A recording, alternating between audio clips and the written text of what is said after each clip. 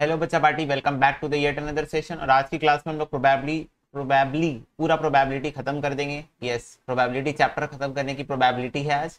ठीक है, तो हम लोग क्वेश्चन से स्टार्ट करते हैं अगेन, जहां से हम लोगों ने छोड़ दिया था। क्वेश्चन नंबर 17 से हम लोगों को कंटिन्यू करना है यहाँ पर। तो चलो देखते हैं। बोल रहा है अगर प्रोबेबिलिटी ऑफ ए जो है वो ए है, प्रोबेबिलिटी ऑफ बी जो है वो बी है, and probability of A intersection B जो है वो सी है, then the expression probability of A not intersection B not in terms of A B and C क्या होगा। मतलब आपसे क्वेश्चन पूछ रहा है probability of A not intersection probability of B not, ये आपसे पूछ रहा है। मतलब ए नहीं होगा और बी नहीं होगा, उसकी प्रोबेबिलिटी आपकी क्या होगी। तो पहले मेरे को ये बताओ, सबसे पहले नेक्स्ट पेज में करते हैं हम लोग इसको। प्रोबेबिलिटी ऑफ ए है, प्रोबेबिलिटी ऑफ बी है, and probability of A intersection B, yes, ये सी है। ठीक है, अब समझो इस बात को, A not intersection B not मैं तुम लोगों को दिखाना चाहता हूं ताकि तुम लोगों को क्लियर अंडरस्टैंडिंग हो थ्रू अ वेन डायग्राम। ये देखो, मेरे को क्वेश्चन ने बोला है ए नॉट इंटरसेक्शन बी नॉट, मतलब ऐसा रीजन जो ए में नहीं है। ये देखो, ऐसा रीजन जो ए में नहीं है वो ये है, ये पूरा रीजन है जो ए में नहीं है। ठीक है, हाँ भैया। अब ऐसा रीजन जो बी में नहीं है, बी नॉट, तो ऐसा रीजन जो बी में नहीं है वो ये है।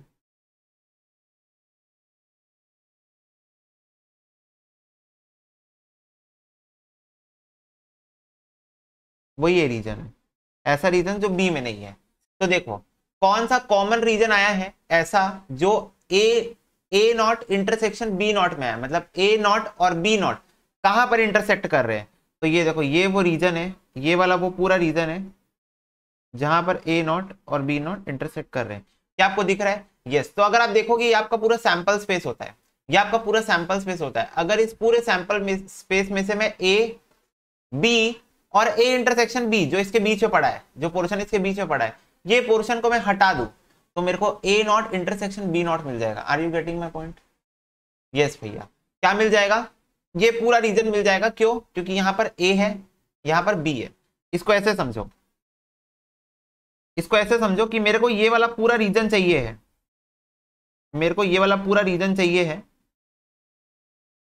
और ये जैसे ये पूरा रीजन मेरे को मिल जाएगा, यहां पर क्या क्या है, यहां पर ए है, यहां पर ए इंटरसेक्शन बी है, और यहां पर बी है। तीन चीजें यहां पर। अगर मेरे को ये तीनों चीज मिल गई तो मैं इसको 1 से माइनस करूंगा तो मुझे मेरा आंसर मिल जाएगा। ठीक है, पर प्रोवाइडेड मेरे को ये पूरा रीजन चाहिए। तो अब मेरे को एक बात बताओ, फटाफट से बताना। अगर मैं probability of A plus probability of B करता हूं, ठीक है, मेरे को ए यूनियन बी चाहिए। दिख रहा है तुम लोग को, ये पूरा रीजन ए यूनियन बी है। आ रही बात समझ में? ये पूरा रीजन क्या है? ए यूनियन बी है। तो मेरे को ए यूनियन बी चाहिए। तो probability of A union B क्या होता है? Probability of A plus probability of B minus probability of A intersection B होता है। ठीक है, तो ये हो जाएगा A plus B minus C हो जाएगा। तो ये आ गया probability of A union B. अब पूरे सैंपल स्पेस में से, पूरा जो ये सैंपल स्पेस है उसमें से अगर मैं ये ए यूनियन बी को माइनस कर दूं तो मेरे को ये वाला रीजन मिल जाएगा जो मेरे को चाहिए है। ठीक है, तो अगर मेरे को निकालना है probability of A not intersection B not, तो मैं क्या करूंगा, 1 minus A plus B minus C करूंगा। तो ये हो जाएगा 1 minus A minus B plus C. ये मेरा आंसर हो जाएगा, probability of A not intersection B not. तो ये कौन सा ऑप्शन है? D is my answer. Clear है सबको? यस भैया। तो इसको कृपया करके नोट डाउन कर ले आप लोग ये, और वेन डायग्राम के साथ नोट डाउन करना, क्योंकि वेन डायग्राम के साथ अंडरस्टैंडिंग ज्यादा क्लियर बैठती है।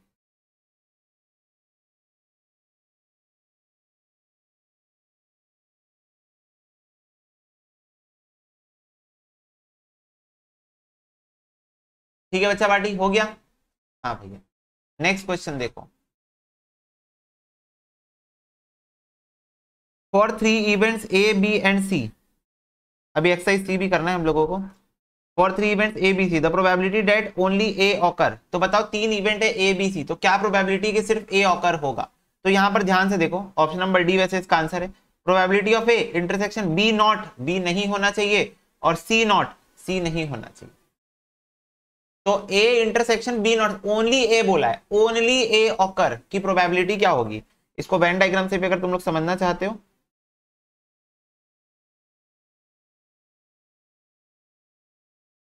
ये देखो ओनली ए ऑकर बोला, मतलब सिर्फ ए आना चाहिए, बी सी का एक डॉट भी नहीं आना चाहिए। तो मेरे को क्या चाहिए, मेरे को बी नॉट चाहिए, ये देखो ये ए है, ये बी है, ये सी है। मेरे को क्या चाहिए, मेरे को बी नॉट वाला रीजन चाहिए है, उसके अलावा मेरे को सी नॉट वाला रीजन चाहिए है।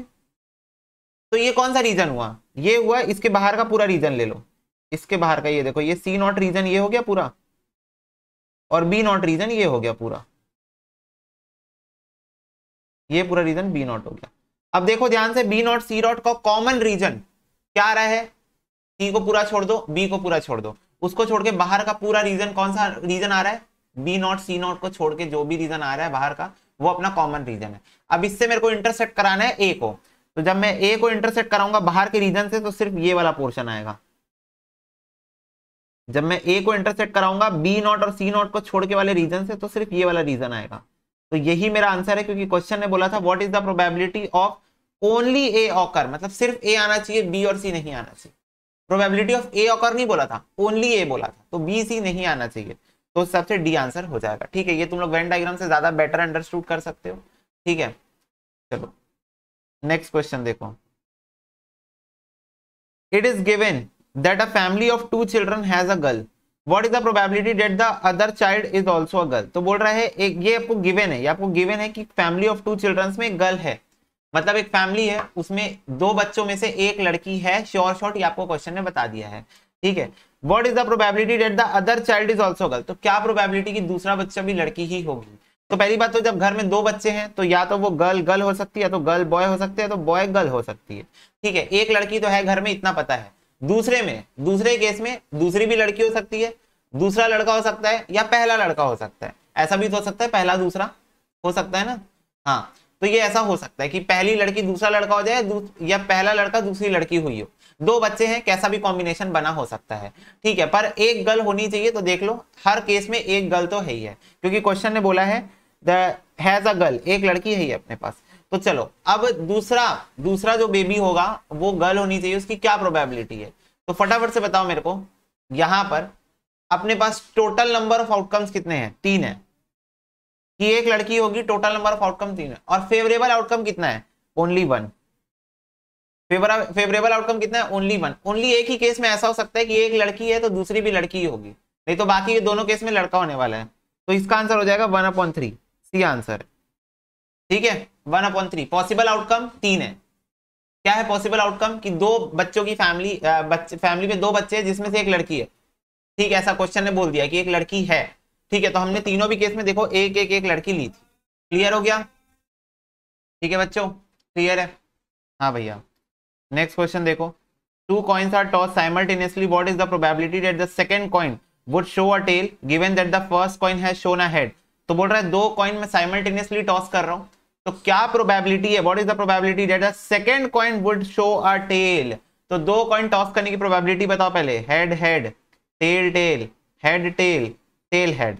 अब क्वेश्चन ने ये बोल दिया साफ साफ first coin has shown a head, तो पहला कॉइन हेड शो कर दिया वाले कौन से केसेस है, ये है और ये है। 2 केसेस है जिसमें पहला कॉइन हेड शो कर चुका है ऑलरेडी, तो मेरे पास सिर्फ पॉसिबल मेरे टोटल आउटकम सिर्फ यही दोनों है, तो अपॉन में 2 लिखता हूं, क्योंकि क्वेश्चन ने बता दिया कि पहला कॉइन ने हेड शो कर दिया है।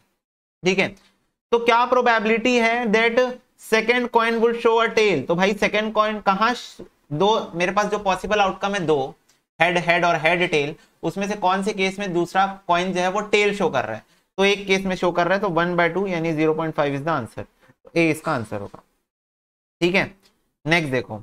If a random variable x assume कर रहा है वैल्यू 0, 1 और 2, प्रोबेबिलिटी है ये, तो एक्सपेक्टेड वैल्यू क्या होगी, वेरी इजी। एक्सपेक्टेड वैल्यू का फॉर्मूला क्या है, एक्स इंटू प्रोबेबिलिटी करो और सबको प्लस करते जाओ।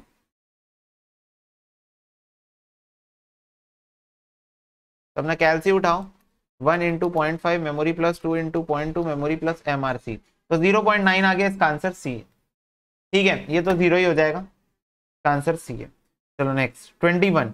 If 2 random variable x and y are related with this, y is equal to -3x + 4, और स्टैंडर्ड डेविएशन ऑफ x जो है वो 2 है, तो स्टैंडर्ड डेविएशन ऑफ y क्या होगा, हमको बहुत अच्छे से आता है, -3 मॉड्यूलस में रहेगा इंटू SD ऑफ x, तो ये हो जाएगा 3 इंटू 2 6 आंसर है। B. Next 2x plus 3y plus 4 is equal to 0 है। वेरिएंस ऑफ x दिया है, वेरिएंस ऑफ y पूछ रहा है। तो मेरे पास वेरिएंस का कोई डायरेक्ट फॉर्मूला नहीं है, पर हाँ स्टैंडर्ड डेविएशन निकाल के वेरिएंस निकाला जा सकता है। तो वेरिएंस ऑफ x दिया हुआ है, हमको पता है वेरिएंस इज इक्वल टू क्या होता है, एस डी का स्क्वायर होता है। ठीक है, तो मेरे पास वेरिएंस दिया हुआ है 6, एस डी ऑफ एक्स का स्क्वायर। तो एस डी ऑफ एक्स कितनी आ जाएगी मेरी, √6 आ जाएगी। तो मैंने स्टैंडर्ड डेविएशन निकाल लिया एक्स का। अब मैं इसको इक्वेशन में डालूंगा, मैं एस डी ऑफ वाई निकालूंगा और फिर मैं y का वेरिएंस निकाल लूंगा स्क्वायर करके, सिंपल। ठीक है, तो इक्वेशन है 2x प्लस 3y प्लस 4।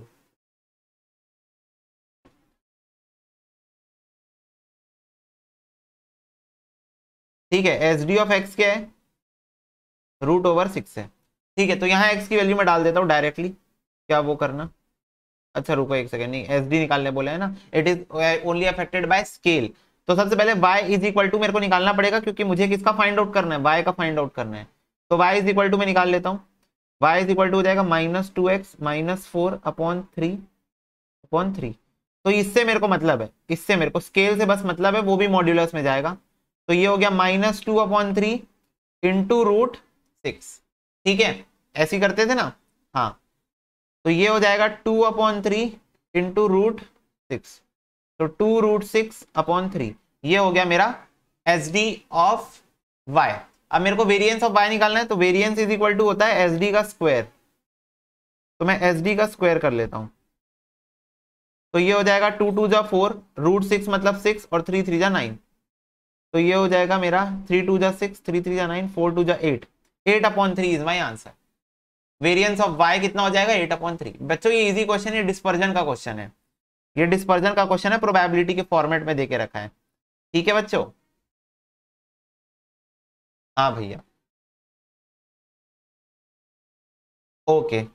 चलो नेक्स्ट क्वेश्चन देखो, क्वेश्चन नंबर सेट सी का question number 1। What is the probability that a leap year selected at random would contain 53 Saturday. तो बोल रहा है लीप ईयर हम ले रहे हैं, तो क्या प्रोबेबिलिटी है कि उसमें 53 सैटरडे होंगे।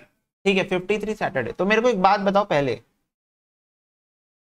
क्या 52 वीक श्योर शॉट हर साल में होते ही हैं? 52 वीक्स तो होते ही है ना, हाँ भैया 52 वीक्स तो होते ही। जैसे भाई करो ना, 365 को डिवाइड करो 7 से, तो आपका 52.14 आएगा। तो 52 कंप्लीट वीक्स तो हमारे पास होते ही होते हैं। या फिर तुम ऐसे करो 52 वीक्स इंटू 7, तो 364 डेज, 364 डेज से अपना 52 वीक्स बनता है, जो कि हमारे हर साल होते ही होते हैं। अब बचा 365th डे, लेकिन लीप ईयर में 2 दिन होते हैं एक्स्ट्रा अपने पास। लीप ईयर में अपने पास 364 + 2 366 डेज होते हैं। तो क्वेश्चन ये पूछ रहा है आपसे, क्या प्रोबेबिलिटी है कि आपके पास 53 सैटरडेज आएंगे। तो बेटा मेरे पास तो 2 दिन एक्स्ट्रा बच रहे, 52 सैटरडे तो आ गए, 52 weeks is equal to 52 Saturdays, ये तो मेरे पास आ गए। अब मेरे पास 2 दिन एक्स्ट्रा बच रहे, 365th डे और 366th डे। अब ये जो 2 दिन एक्स्ट्रा, ये 2 दिन क्या क्या हो सकता है? ये 2 दिन मंडे ट्यूसडे हो सकता है, ट्यूसडे वेडनेसडे हो सकता है, वेडनेसडे थर्सडे हो सकता है, थर्सडे फ्राइडे हो सकता है, फ्राइडे सैटरडे हो सकता है, सैटरडे संडे हो सकता है, संडे मंडे हो सकता है, कुछ भी हो सकता है। ये 2 कॉम्बो से कुछ भी हो सकता है, डिपेंड करता है ना साल के स्टार्टिंग में कौन सा दिन था, डिपेंड करता है। पर ये कॉम्बिनेशंस में से कोई भी कॉम्बिनेशन अपना आंसर हो सकता है। मेरे को क्वेश्चन ने बोला है आप बताओ कि 53 सैटरडे के क्या वो हो सकती है प्रोबेबिलिटी। तो 52 सैटरडे तो ऊपर हो गए, यहाँ पर 53 सैटरडे या तो फ्राइडे सैटरडे के कॉम्बो में एक सैटरडे आ रहा है, या तो सैटरडे संडे अगर हुआ, ये जो 2 दिन है एक्स्ट्रा 2 दिन है, अगर ये फ्राइडे सैटरडे हुआ तब एक सैटरडे आएगा, और अगर सैटरडे संडे हुआ तब एक सैटरडे आएगा। ठीक है, तो मेरे पास पॉसिबल आउटकम है टोटल 7 और फेवरेबल आउटकम है टोटल 2। तो प्रोबेबिलिटी हो जाएगी 2/7। 7 वो 2 दिन का जो कॉम्बिनेशन है वो 7 डिफरेंट तरीके से हो सकता है, तो ये पॉसिबल आउटकम्स हो गए। और जो मेरे पास 2 दिन का कॉम्बो हुआ, ठीक है, ये 2 दिन, ये और ये, इसके अंदर सैटरडे है, तो ये मेरा फेवरेबल आउटकम हो गया। तो favourable outcome upon total outcome, ठीक है, 2/7। ठीक है, बस दिमाग से करना था इसको, favourable outcome upon total outcome. Favourable outcome 2 Friday Saturday और सैटरडे संडे, और total outcome Monday Tuesday Tuesday Wednesday Thursday, ऐसे करके 7 तरीके से हो सकता है। ठीक है, next, if an unbiased coin is tossed 3 times what is the probability of getting more than one head, तो क्या प्रोबेबिलिटी कि एक हेड से ज्यादा आएगा। अनबायस्ड कॉइन टॉइस थ्राइस, 3 बार टॉस करने हैं हम लोगों को। तो head head, head tail, tail head, tail tail, head head, head tail, tail head, tail tail. इसमें सब में टेल लगा दो, इसमें सब में हेड लगा दो, ठीक है। तो क्या probability of getting more than one head, एक से ज्यादा हेड आनी चाहिए, इसकी क्या प्रोबेबिलिटी है। चलो देखते हैं, एक से ज्यादा हेड, एक से ज्यादा हेड, एक से ज्यादा हेड, एक से ज्यादा हेड, 4 है, फेवरेबल आउटकम 4 है और टोटल आउटकम 8 है, तो ये हो गया 1/2, सी आंसर है। क्लियर है सबको, इजी था। मोर देन वन हेड बोला था तो 2 हेड और 3 हेड को पकड़ लो, ठीक है बच्चों। यस, नेक्स्ट देखो, बोल रहा है if 2 unbiased dice are rolled, बोल रहा है 2 अनबायस्ड डाइस को हम रोल करने वाले हैं, तो what is the probability of getting point either 6, sorry neither 6 nor 9, मतलब पॉइंट में 6 और 9 दोनों नहीं आना चाहिए। दोनों डाइस, जब आप 2 डाइस थ्रो करोगे और दोनों डाइस के ऊपर जो नंबर आएगा वो नंबर को जब हम लोग प्लस करेंगे तो 6 भी नहीं आना चाहिए और 9 भी नहीं आना चाहिए, उसकी क्या प्रोबेबिलिटी है। तो एक काम करता हूं, मैं प्रोबेबिलिटी निकाल लेता हूं कि जब 6 और 9 आएगा, जब 6 और 9 आएगा मैं उसकी प्रोबेबिलिटी निकाल लेता हूँ, फिर उसको मैं 1 से माइनस कर दूंगा, फिर उसको मैं 1 से क्या कर दूंगा, माइनस कर दूंगा। तो ये देखो मेरे पास सैंपल स्पेस तो यहाँ बना हुआ है जो हम लोग स्टार्टिंग से यूज कर रहे हैं। तो देखो कहाँ कहाँ पर 6 और 9 आ रहा है, मैं सर्कल बनाते जाता हूँ इसको, 6 6 6 9 6 9 6 9 9। तो देखो कितने कितने ऐसे आउटकम है जहां पर टोटल करने से 6 या फिर 9 आ रहा है। तो 1 2 3 4 5 6 7 8 9, 9 ऐसे आउटकम्स है जहां पर टोटल करने से 6 और 9 आ रहा है। तो मैं क्या करूंगा, 9/36, अब इसको 1 से माइनस कर दूंगा, क्यों, क्योंकि मेरे को नहीं चाहिए, मेरे को क्वेश्चन बोला है नीदर 6 नॉर 9, तो मैं वो आउटकम निकालूंगा जहां पर 6 और 9 नहीं आ रहे, तो बस 1 से माइनस कर दो इसको। तो ये कितना हो जाएगा मेरा, 9/36 - 1, 0.75 आंसर है, ठीक है बच्चों, इसको नोट कर लो। चलो बच्चों नेक्स्ट क्वेश्चन देखो, नेक्स्ट क्वेश्चन बोल रहा है what is the probability that 4 children selected at random would have different birthdays. तो बोल रहा है क्या प्रोबेबिलिटी कि अगर आप 4 बच्चों को सिलेक्ट कर रहे हो तो उन लोगों के साल में अलग अलग दिन बर्थडे आ रहे होंगे। तो पहले बच्चे का बर्थडे मान लेते हैं हम 365, टोटल आउटकम मतलब 365 डेज में से किसी भी दिन उसका बर्थडे हो सकता है, upon possible outcome upon total outcome. तो possible outcome 365 days, total outcome भी 365 डेज, 365 डेज में से 365 डेज में कभी भी उसका बर्थडे हो सकता है। बट अब एक दिन रिजर्व हो गया, तो दूसरे बच्चे का बर्थडे आएगा 364th डे में, और टोटल आउटकम तो अभी भी 365 ही है। फिर तीसरे बच्चे का बर्थडे आएगा 363 डेट में, इस और टोटल आउटकम 365 ही है। और फिर चौथे बच्चे का आएगा 362 डे में, और टोटल आउटकम अभी 365 है।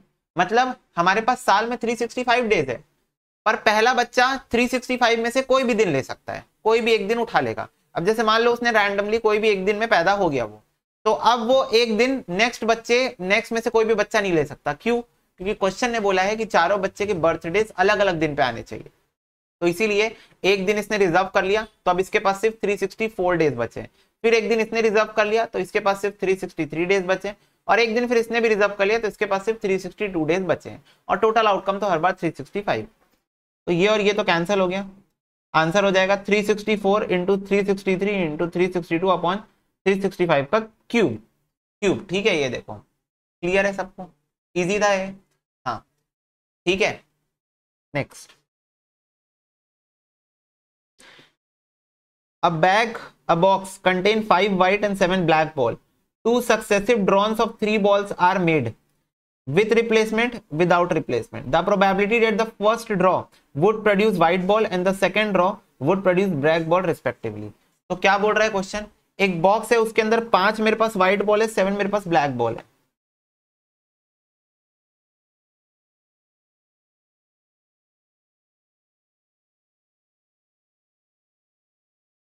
ठीक है, बोल रहा है 2 सक्सेसिव ड्रॉ करूंगा 3 बॉल्स, मतलब दो बार ड्रॉ करूंगा, 3 बॉल उठाऊंगा एक बार में। पहली बार विद रिप्लेसमेंट उठाऊंगा और दूसरी बार विदाउट रिप्लेसमेंट। मतलब विद रिप्लेसमेंट मतलब बॉल उठा के वापस डाल देना, विदाउट रिप्लेसमेंट मतलब एक बार उठा लिए तो वापस अभी नहीं डालेंगे अपन। तो प्रोबेबिलिटी बताओ this first draw would produce white ball. तो प्रोबेबिलिटी बताओ कि पहला ड्रॉ जो है व्हाइट बॉल प्रोड्यूस करेगा और दूसरा ड्रॉ जो है वो ब्लैक बॉल प्रोड्यूस करेगा रिस्पेक्टिवली। ठीक है, दो ड्रॉस करने ना, दो ड्रॉ करने हैं तीन तीन बॉल के। ठीक है, तो पहले हम लोग निकाल लेते हैं विथ रिप्लेसमेंट, मतलब विथ रिप्लेसमेंट ये कार्यक्रम होगा। तो चलो बताओ, पहले क्या उठना चाहिए, पहले व्हाइट उठना चाहिए, पहले व्हाइट फिर ब्लैक।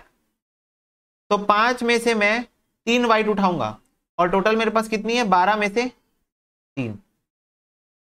5 में से मैंने 3 बॉल उठाई और टोटल 12 में से मैंने 3। अब ये विथ रिप्लेसमेंट है, तो मैंने जब बॉल को उठाई अब मैं बॉल को वापस डाल दूंगा।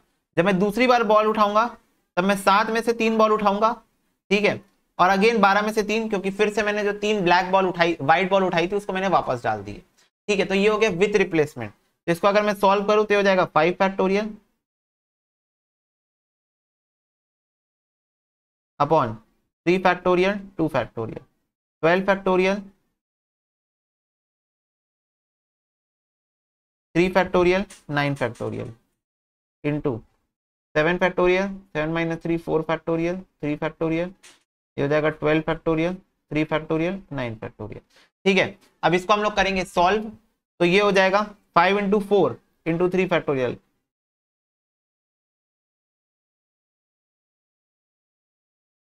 ये हो जाएगा 12 into 11 into 10, 11 into 10 divided by 3 टू जा 6। तो ये हो जाएगा 220, ऊपर 7 इंटू 6 इंटू 5 डिवाइडेड बाय 6। तो ये हो जाएगा 35, 2 टू जा 4। तो ये हो गया 10 इंटू 35 अपॉन 220 का स्क्वायर। तो ये हो गया 350, 48, 400, 0 0 कैंसिल हो गया।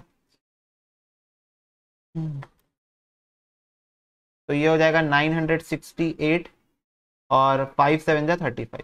तो 7 अपॉन 5 की टेबल से मैंने इसको काटा है, तो ये हो गया 968 नीचे और ऊपर 7। तो ये हो गया विथ रिप्लेसमेंट का केस। कौन सा केस हो गया, विथ रिप्लेसमेंट। तो बस ऑब्वियसली डी आंसर होगा, फिर मैं दूसरा तो चेक ही नहीं करूंगा, डी आंसर होगा। 7 अपॉन 968 आ गया। तो ठीक है, आया ना बात समझ में। क्वेश्चन बोला था 2 सक्सेसिव ड्रॉन्स करने, 3 बॉल उठाना है। तो पहली बार जब 3 बॉल उठाओगे तो व्हाइट आना चाहिए। तो ये देखो 5C3, क्योंकि मेरे पास 5 व्हाइट बॉल है, upon total outcome, total 12 ball है, 12 में से 3 बॉल उठा रहा हूँ। फिर जब दूसरी बार उठाओगे तो ब्लैक आनी चाहिए 7C3, क्योंकि मेरे पास 7 ब्लैक है और टोटल 12C3 विथ रिप्लेसमेंट है। ठीक है, अगर विदाउट रिप्लेसमेंट का ही केस बोलता, क्वेश्चन बोलता भाई विदाउट रिप्लेसमेंट से ही सॉल्व करो, विथ रिप्लेसमेंट का कोई सीन ही नहीं रहता, तब फिर क्या करते, तब 5C3 उठाते, 12C3 उठाते, इंटू 7C3 उठाते। लेकिन जब नीचे वहां पर आप पॉसिबल टोटल आउटकम बना रहे होते, जब यहां पर आप टोटल आउटकम बना रहे होते, तब ये चीज ध्यान में रखते कि मेरे पास जो टोटल 12 बॉल्स थी उसमें से 3 बॉल निकल चुकी है, तो अब मेरे पास सिर्फ 9C3 यानी कि सिर्फ 9 बॉल्स बची हैं। क्योंकि अब विदाउट रिप्लेसमेंट है तो बॉल मैंने वापस बॉक्स में नहीं डाली होगी, तो अब मेरे पास 12 में से 3 बॉल निकल के सिर्फ 9 बॉल बची हुई है। तो जब तुम इसको सॉल्व करते तो ऊपर तो ये कितना आएगा, 10 अपॉन 220 आएगा, इधर 35 भी आएगा, 9C3 हो जाएगा 9 factorial, 9 into 8 into 7 divided by 6। तो ये हो जाएगा 84। जब इसको हम लोग सॉल्व करेंगे हो जाएगा 350 अपॉन 18,480, 0 0 कैंसिल हो गया।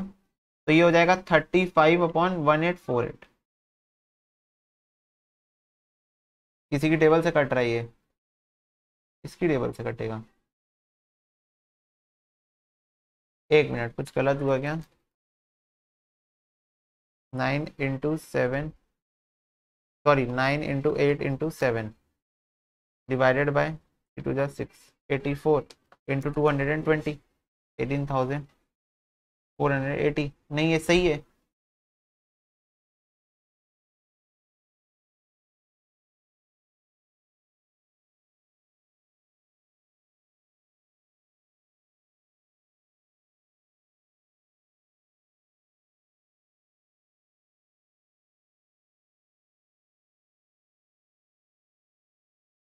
नहीं, सही तो है यार, सही तो है, सही तो है। लेकिन फिर ऊपर एक काट कैसे दिया क्या पता। अच्छा रुको, 7 की टेबल से कटेगा शायद, डिवाइड बाय 7, हाँ 7 की टेबल से कटेगा।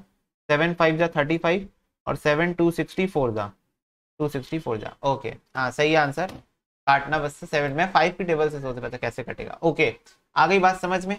तो ये हो गया तुम्हारा विथ रिप्लेसमेंट, मतलब तुमको बॉल्स निकालनी है पर बॉल वापस डाल देनी है, तो लास्ट में ये 12 ही आ जाएगा जब दूसरी बार ड्रॉ करोगे। बट यहाँ विदाउट रिप्लेसमेंट, तो एक बार आपने जो ये 3 बॉल यहाँ से उठा ली थी, तो वो 3 बॉल वापस नहीं जाएंगे। अब तुम्हारे पास 9 बॉल है, वही 9 में से तुम व्हाइट बॉल्स को, ब्लैक बॉल्स को पिक कर रहे हो। ठीक है ओके भैया, चलो next. There are 3 boxes with the following composition. Box 1 में ये कंपोजिशन है, बॉक्स 2 में ये कंपोजिशन है, बॉक्स 3 में ये कंपोजिशन है। अगर 1 ball is drawn at random, then what is the probability that they would be of same colour. तो क्या प्रोबेबिलिटी है कि वो सेम कलर की होगी? अगर आप क्या कर रहे हो, 1 बॉल ड्रॉ कर रहे हो, ठीक है, एक बॉल ड्रॉ कर रहे हो, तो क्या प्रोबेबिलिटी कि वो सेम कलर के होंगे? तो मेरे को एक बात बताओ, 5 रेड है, 4 रेड है और 3 रेड है, ठीक है। आप बताओ अगर पहले बॉक्स में से आप रेड बॉल पिक करोगे और दूसरे से भी रेड और तीसरे से भी रेड, क्योंकि क्वेश्चन ने बोला है सेम कलर होनी चाहिए, तो क्या प्रोबेबिलिटीज बनेगी? 5 अपॉन टोटल किसका, टोटल लिख लेता हूं मैं, 7 5 12 और ये हो गया 18, 12 और ये भी हो गया 18, 4 5 6 7 8 9, ये हो गया 9। तो 5 अपॉन 18 होगा प्रोबेबिलिटी कि आप रेड पिक कर रहे हो। रुको मैं, मेरे ख्याल से नेक्स्ट पेज में लिखना चाहिए मेरे को। 5 अपॉन 18 होगा अगर आप रेड पिक कर रहे हो, 4 अपॉन 18 होगा अगर आप रेड पिक कर रहे हो दूसरे बॉक्स से, और 3 अपॉन 9 होगा अगर आप रेड पिक कर रहे हो तीसरे, ठीक है, तीसरे बॉक्स से। तो ये हो गया रेड को पिक करने की प्रोबेबिलिटी। क्वेश्चन ने बोला है सेम कलर का होना चाहिए, तो मैं पहले बॉल से भी उठाया तो मैंने प्रोबेबिलिटी ऑफ रेड लिया, दूसरे बॉक्स से भी मैंने प्रोबेबिलिटी ऑफ रेड लिया, और तीसरे बॉक्स से भी मैंने प्रोबेबिलिटी ऑफ रेड पिक किया है। उसके बाद व्हाइट बॉल पूछा है, तो 7 8 और 4 फॉर व्हाइट प्रोबेबिलिटी इज 7 8 और 4, ठीक है। And for blue ball is 6 6 and 2। Total outcomes 18 18 और 9। तो ये आपकी प्रोबेबिलिटी हो गई रेड की, ठीक है, ये आपकी प्रोबेबिलिटी हो गई व्हाइट की, और ये आपकी प्रोबेबिलिटी हो गई है ब्लू की, कि हम लोग तीनों बॉक्स से जब पिकिंग कर रहे हैं तो सेम कलर की निकाल रहे हैं। अब बीच में यहां क्या लगेगा? मल्टीप्लीकेशन, या तो रेड या तो व्हाइट या तो ब्लू, है ना। इसीलिए ये देखो इनके बीच में प्लस लगा है कि या तो तीनों बॉल रेड उठाओगे, या तो तीनों बॉल रेड उठाओगे, प्लस या तो तीनों बॉल व्हाइट उठाओगे, प्लस या तो तीनों बॉल ब्लू उठाओगे, ठीक है। क्वेश्चन ने मेरे से ये पूछा था। चलो अब कैलकुलेटर उठाओ, बाकी का काम 5 डिवाइडेड बाय 18 ऐसे कर लो, 5 into 4 into 3 divided by 18 divided by 18 divided by 9 memory plus, 7 into 8 into 4 divided by 18 divided by 18 divided by 9 memory plus, 6 into 6 into 2 divided by 18 divided by 18 divided by 9 memory plus MRC। तो ये आ जाएगा मेरा 0.1220, 0.1220 is my answer. तो चलो अब check कर लेते हैं इनमें से कौन सा ऑप्शन फिट बैठ रहा है। 89 divided by 729, okay option number यही आंसर है। इसका आंसर भी आ रहा है 0. तो मिटा देता हूँ, इसका भी वैल्यू है 0.1220 और हमारा भी वही आ रहा है, ठीक है। तो ये एकदम बेसिक सा क्वेश्चन था, तो ठीक है, क्वेश्चन को समझ गए होगे तुम लोग कि मेरे को एक बॉल रैंडमली ड्रॉ करना है, तो क्या प्रोबेबिलिटी है, हर बॉक्स से एक एक बॉल मेरे को रैंडमली ड्रॉ करना है, क्या प्रोबेबिलिटी कि तीनों का कलर सेम आएगा। तो तीनों का कलर सेम रेड की प्रोबेबिलिटी, तीनों का कलर सेम व्हाइट की प्रोबेबिलिटी, तीनों का कलर सेम ब्लू की प्रोबेबिलिटी, और बीच में प्लस प्लस का साइन है क्योंकि या तो तीनों रेड आएगी, या तो तीनों व्हाइट आएगी, या तो तीनों ब्लू आएगी। बस खत्म बात। Next, a number is selected at random from the first 1000 natural number. What is the probability that the number so selected will be a multiple of 7 or 11? तो बोल रहा है एक नंबर को मैं सिलेक्ट कर रहा हूं रैंडमली फ्रॉम 1000 नेचुरल नंबर्स, तो क्या प्रोबेबिलिटी होगी कि नंबर जो सिलेक्ट किए हैं वो मल्टीपल है 7 और 11 का। 1000 के अंदर मुझे ये बताओ वो नंबर जो 7 से मल्टीपल है, वो नंबर जो 11 से मल्टीपल है, और वो नंबर जो 7 एंड 11 दोनों से मल्टीपल है। कैसे पता लगाओगे? बस 7 की टेबल पढ़ना है 1000 तक, 11 की टेबल पढ़ना है 1000 तक, और 7 और 11 इंटू करके 77 की टेबल पढ़ना है 1000 तक। ये वाली बात मैंने एपीजीपी में बताई थी, याद है कि अगर आपको 7 एंड 11 दोनों से कॉमन नंबर जो मल्टीपल होते हैं वो कैसे निकाल सकते हो, वो आप 7 इंटू 11 करके जो नंबर आएगा उसकी टेबल पढ़ के निकाल सकते हो। चलो, तो मेरे को एक बात बताओ, इतना लंबा करने से बेटर है हम लोग डायरेक्टली रैंडमली करके देखते हैं। 7 इंटू 40 किया मैंने, 280 आ रहा है, बहुत दूर है अभी।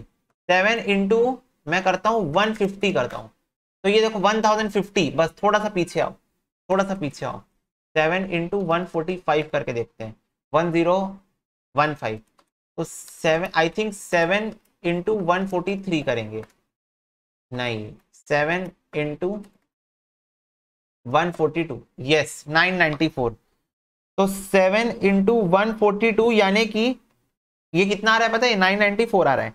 यानी कि 1000 के अंडर में, 1000 के अंडर में 7 की जो टेबल है वो 142 तक है, जो 1000 के अंदर में, यानी कि 142 ऐसे नंबर है जो 7 से मल्टीपल है 1000 के अंदर। इसको आप एपीजीपी से भी वैसे निकाल सकते थे, if you want you can find it out with AP GP as well, ठीक है। और एपीजीपी से कैसे निकालते थे, 1000 के जस्ट पहले ऐसा कौन सा नंबर है जो 7 से मल्टीपल है, 994, तो एल हो गया कितना 994, एन बाय 2, ए प्लस एल का अपन फॉर्मूला लगाते थे, ठीक है। तो ये है मेरा 994। तो नंबर ऑफ टर्म्स मेरे को नहीं पता, ए क्या है 7, एल क्या है 994, तो ये हो जाएगा, नहीं एक्चुअल में यहाँ नहीं निकल सकता है, 994 गलत है, नहीं इस फॉर्मूले से नहीं निकल सकता, काम बढ़ जाएगा बेसिकली।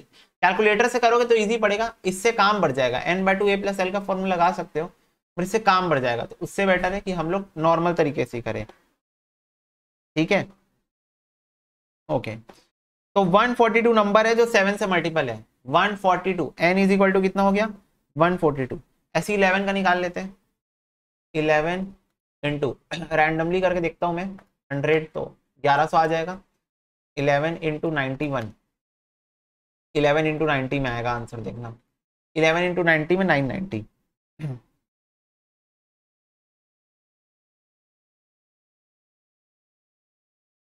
990, तो n कितना है 90, तो 90 ऐसे नंबर है जो 11 से मल्टीपल है, 11 की टेबल में आते हैं 1000 से पहले। अब 7 एंड 11 मतलब 7 इंटू 11, तो ये हो गया 77, 77 plus is equal to 15 minus 3, 12। 12 ऐसे नंबर है जो 7 और 11 दोनों की टेबल में आते हैं, 12 ऐसे नंबर है जो 7 11 दोनों की टेबल में आते हैं। करके देख लो, 77 इंटू 12, तो ये 924 पे रुक जाएगा, प्लस 77 करोगे तो फिर 1000 क्रॉस हो जाएगा, ठीक है। तो कैन आई से number of terms in 7 142, number of terms 11 90, and number of terms 7 intersection 11 12 है। हाँ, मेरे से क्वेश्चन क्या पूछा है, मेरे से क्वेश्चन पूछा है क्या प्रोबेबिलिटी है कि जो नंबर सिलेक्ट होगा वुल बी अ मल्टीपल ऑफ 7 और 11, और एंड नहीं बोला है, और बोला है, मतलब या तो 7 से या तो 11 से, ठीक है, या तो 7 से होगा या तो 11 से, मतलब आपको या तो 7 वाला नंबर उठा लो या तो 11 वाला, तो इसके लिए आपको सिंपली क्या निकालना पड़ेगा, 7 यूनियन 11 निकालना पड़ेगा। तो ये हो जाएगा 142 प्लस 90 माइनस 12, तो ये हो गया 220। 220 ऐसे नंबर है जो 7 या 11 से क्या होते हैं, मल्टीप्लाई होते हैं, मतलब मल्टीपल है 1000 से पहले, तो प्रोबेबिलिटी क्या हो जाएगी,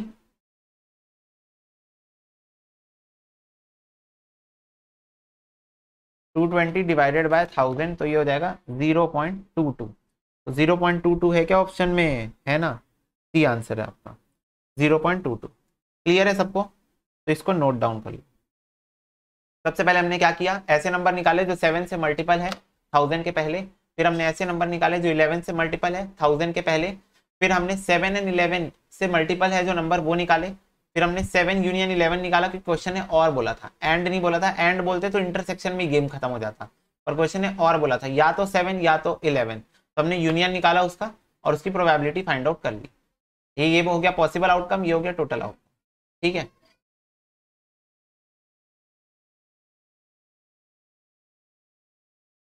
अच्छा अच्छा, नोट कर लो बच्चों, लो।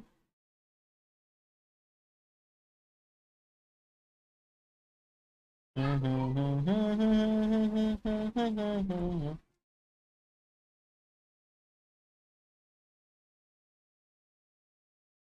गया।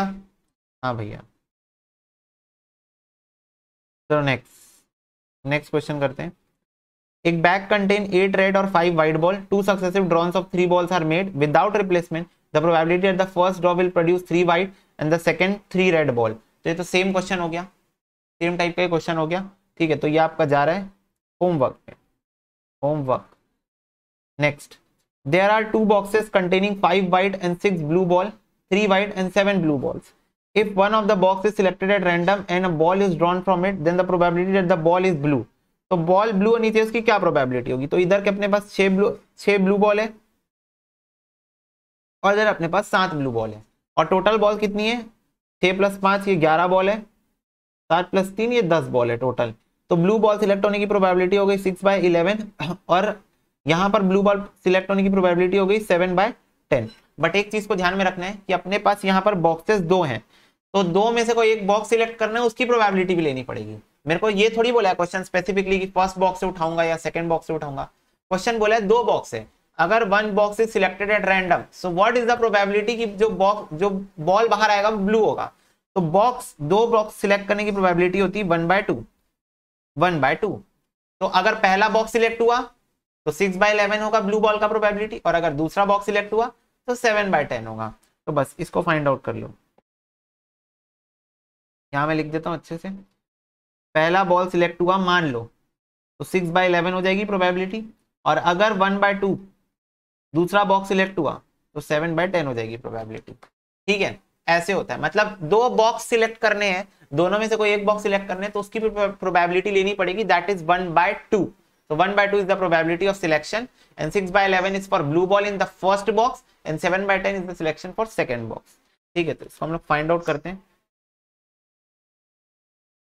6 divided by 11 divided by 2 memory plus 1 divided by 2 into 7 divided by 10 memory plus MRC 0.6227 0.6227। तो अब इसमें चेक कर लेते हैं कौन सा ऑप्शन फिट बैठ रहा है। पहला तो नहीं है, दूसरा भी नहीं है, ओके थर्ड ऑप्शन आंसर है, 0.6227 है ये। ठीक है, बस इस क्वेश्चन में यही ध्यान रखना था कि हम लोगों को जो 2 बॉक्स सिलेक्ट कर रहे हैं, हम लोगों को उसकी भी प्रोबेबिलिटी लेके चलनी थी कि अगर पहला बॉक्स आ गया तो 6/11 होगा ब्लू बॉल का, अगर दूसरा बॉक्स आ गया तो 7/10 होगा। चलो 10th नंबर क्वेश्चन देखो।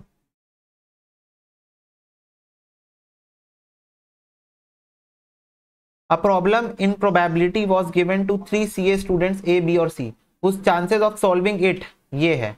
What is the probability that the problem would be solved? तो देखो क्वेश्चन क्या बोल रहा है कि प्रोबेबिलिटी है कि हम लोग एक क्वेश्चन दे रहे हैं सीए स्टूडेंट्स को और उन लोग उसको सॉल्व कर लेंगे, उसकी प्रोबेबिलिटी हमने दे दी यहाँ पर। ए सॉल्व कर लेगा, बी सॉल्व कर लेगा, सी सॉल्व कर लेगा। तो आप प्रोबेबिलिटी बताओ कि वो क्वेश्चन सॉल्व हो जाए। अब मेरे को एक बात बताओ, क्वेश्चन सॉल्व हो जाए चाहे कोई भी करे, चाहे एक जन करे, चाहे दोनों करे, चाहे तीनों करे, और वो एक जन तीनों में से कोई भी हो सकता है, 2 जन तीनों में से कोई भी 2 लोग हो सकते हैं। तो इसीलिए एक एक करके ऐसे निकालना बहुत लेंथी प्रोसेस हो जाएगा। तो हम क्या करेंगे, हम प्रोबेबिलिटी निकालेंगे कि तीनों सॉल्व नहीं कर पाएंगे। We are going to find out the probability that no one is going to solve the question, और उसको अपन 1 से माइनस कर देंगे। तो वो केस आ जाएगा जहां पर उनमें से कोई at least 1 of them will solve the question. ठीक है, तो ये तो सॉल्यूशन का दिया हुआ है मेरे को प्रोबेबिलिटी। नॉट सॉल्विंग का प्रोबेबिलिटी हो जाएगा 2/3, 4/5 और 1/2। This is the probability that these students are not going to solve the question, नहीं कर पाएंगे, उसकी प्रोबेबिलिटी है। इसको अपन इंटू करते हैं और 1 से माइनस कर देते हैं, बस गेम खत्म। 2 डिवाइडेड बाय, ये अपन परम्यूटेशन कॉम्बिनेशन से सीखते हुए आ रहे हैं। 2 divided by 3, 4 divided by 5 divided by 2 -1, 0.7333 0.733। अब देख लो कौन सा आंसर मैच कर रहा है। ए तो नहीं कर रहा है, बी भी नहीं कर रहा है, सी भी नहीं कर रहा है, ओके डी कर रहा है। इसका आंसर भी 0.7333 है, डी आंसर। ठीक है, इजी क्वेश्चन ऐसा टाइप हम पहले भी कर चुके हैं कि हम लोगों को निकालना है कि 2 लोग साथ में रहेंगे, ठीक है, तो हम कौन सी प्रोबेबिलिटी निकालते थे कि दो लोग साथ में नहीं रहेंगे, प्रोबेबिलिटी निकालते थे और फिर हम लोग उसको 1 से माइनस कर देते। ठीक है, सॉरी, दो लोग साथ में नहीं रहेंगे ऐसे पूछता था क्वेश्चन, याद है ना, परम्यूटेशन कॉम्बिनेशन में क्वेश्चन पूछता था कि दो लोग कभी भी साथ में नहीं रहेंगे, तो हम क्या करते थे, दोनों को साथ में रख के प्रोबेबिलिटी निकाल, मतलब दो लोगों को साथ में रख के आंसर निकाल लेते थे और फिर उसको अपन टोटल आउटकम से माइनस कर देते थे, तो हम लोग को वो केस मिल जाता था जब दोनों साथ में नहीं रहेंगे। ठीक है बस वही वाला केस है ये भी। चलो नेक्स्ट,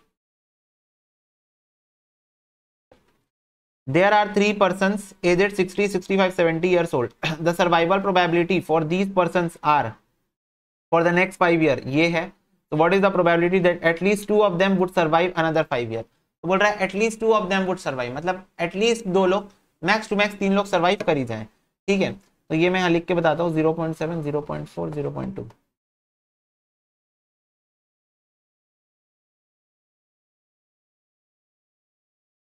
ठीक है तो ये मेरे को प्रोबेबिलिटी दी है कि वो लोग सर्वाइव कर जाएंगे, सर्वाइवर। तो मेरे को वो बताओ probability that they will survive, probability that they will not survive, automatically 0.3, 0.6 और 0.8 हो जाएगी। मेरे को क्वेश्चन ने क्या पूछा, what is the probability that at least two of them would survive for another 5 years, मतलब एटलीस्ट दो लोग करे सर्वाइव, ज्यादा से ज्यादा तीन भी कर सकते हैं तो बताओ, एक बार ये जिंदा रहेगा, एक बार ये जिंदा रहेगा, फिर एक बार ये जिंदा रहेगा, एक बार ये जिंदा रहेगा, फिर एक बार ये जिंदा रहेगा, ये जिंदा रहेगा, और फिर एक बार तीनों जिंदा रहेंगे, क्योंकि क्वेश्चन ने बोला है at least survive, survive, dead, survive, survive, dead, survive, survive, dead, all three survive, at least two of them बोला क्वेश्चन, तो बस हो गया। तो ये 0.7 into 0.4 into dead plus dead into 0.4 into 0.2 survival, survival plus survival into dead into survival plus survival into survival into survival.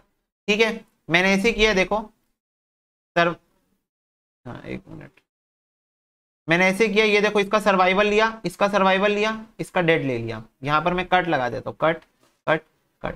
ठीक है, फिर उसके बाद सेकंड केस में मैंने इसका डेड लिया, इसका सर्वाइवल लिया, इसका सर्वाइवल लिया, फिर थर्ड केस में मैंने इसका सर्वाइवल लिया, इसका डेड ले लिया और इसका सर्वाइवल लिया, और फोर्थ केस में तो मैंने सबका सर्वाइवल ले लिया। ठीक है, अब बस इसको हम लोगों को क्या करना है, solve. 0.7 into 0.4 into 0.8 memory plus 0.3 into 0.4 into 0.2 memory plus 0.7 into 0.6 into 0.2 memory plus 0.7 into 0.4 into 0.2 memory plus MRC 0.388, 0.388 is the answer, D answer है। ठीक है, इसको तुम लोग बना लो, सबसे इजी होगा अगर तुम लोग भी ऐसे ही एग्जाम में लिख के करो सॉल्व तो। ठीक है, राइट मतलब सर्वाइवल, क्रॉस मतलब dead, at least two of them बोला था, तो कोई भी दो लोग हो सकते हैं, तो तीन कॉम्बिनेशन बने, दो दो दो लोग के, और एक कॉम्बिनेशन बना जब तीनों सर्वाइव करेंगे, क्योंकि एटलीस्ट वर्ड का यूज हुआ था। ठीक है, ओके नेक्स्ट देखो, बोल रहा है टॉम स्पीक थ्रू 30% केस और Dick speak through 25% case, what is the probability that they will contradict each other. तो बोल रहा है क्या प्रोबेबिलिटी कि दोनों एक दूसरे से लड़ाई कर बैठेंगे, तो जब एक सच बोलेगा दूसरा झूठ बोलेगा, दूसरा सच बोलेगा पहला झूठ बोलेगा, तभी ना लड़ाई होगी, कॉन्ट्राडिक्शन का मतलब वही होता है। तो ये ट्रूथ बोलता है 0.30 केसेस में, परसेंट का मतलब ये होता है, और ये ट्रूथ बोलता है 0.25 केसेस में। तो जब ये ट्रूथ बोल रहा है इसको झूठ बोलवा दो 0.7, और जब ये ट्रूथ बोल रहा है इसको झूठ बोलवा दो 0.75। भाई सच की प्रोबेबिलिटी 0.25 है, तो 1 माइनस 0.25, तो झूठ हो जाएगा 0.75। वैसे ही यहाँ पर सच की प्रोबेबिलिटी 0.30 है, तो झूठ की प्रोबेबिलिटी 0.7 हो जाएगी। 0.3 into 0.75 memory plus 0.25 into 0.7 memory plus MRC 0.4 आ जाएगा, बी आंसर है।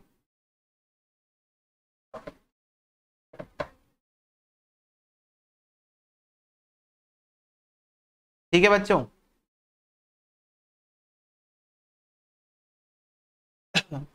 Is it clear? हाँ भैया, next, there are two urns, urns मतलब वो झोले होते हैं ना, बस वही है। The first urn contain 3 red and 5 white ball, where is the second urn contain 4 red and 6 white ball. एक मिनट रुको, चलो बच्चों देखो। A ball is taken at, अच्छा एक मिनट मैं फिर से पढ़ लूँ एक बार। There are 2 urns. The first urn contains 3 red and 5 white balls, whereas the second urn contains 4 red and 6 white balls. A ball is taken at random from the first urn and is transferred to the second urn. अच्छा, एक urn से अपन ने ball निकाल के दूसरे earn में, मतलब एक थैले से हमने बॉल निकाल के दूसरे थैले में डाल दी एक बॉल। तो now another ball is selected at random from the second earn. बोल रहा है अब मैंने दूसरी बॉल सिलेक्ट की है सेकंड वाले झोले से, तो क्या प्रोबेबिलिटी है कि सेकंड बॉल जो है वो रेड होगी? क्या प्रोबेबिलिटी है? तो देखो मैं तुमको बताता हूँ, 3 रेड 5 व्हाइट 4 6।